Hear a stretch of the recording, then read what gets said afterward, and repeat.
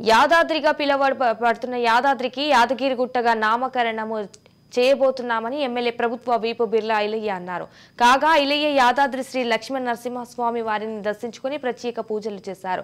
త్వరలోనే కొండపైన దేవస్థానం వారితో భక్తులు సేద తీరడానికి 1000 మంది బస చేయడానికి డార్మిటరీ హాల్ ఏర్పాటు చేయబోతున్నామన్నారు.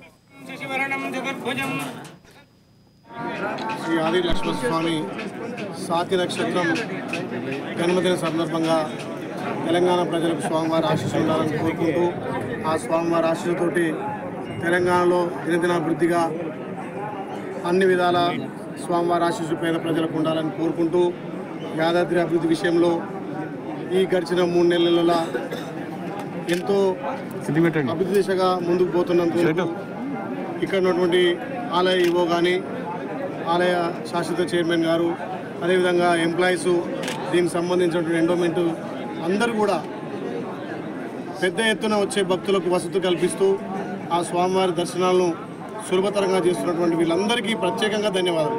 కొండ సురేఖక్క గారు అదేవిధంగా ఈ ప్రాంత అభివృద్ధి దాత R&B మంత్రి పెద్దలు కోమటిరెడ్డి వెంకరెడ్డి గారిని కూడా మీరు ఎంబడే యాదాద్రి భద్రాద్రి పోవాలి, సందర్శించాలి, అక్కడ పరిస్థితులను తెలుసుకోవాలి, అక్కడ వచ్చే భక్తులకు అన్ని విధాల సౌకర్యాలు కల్పించాలి.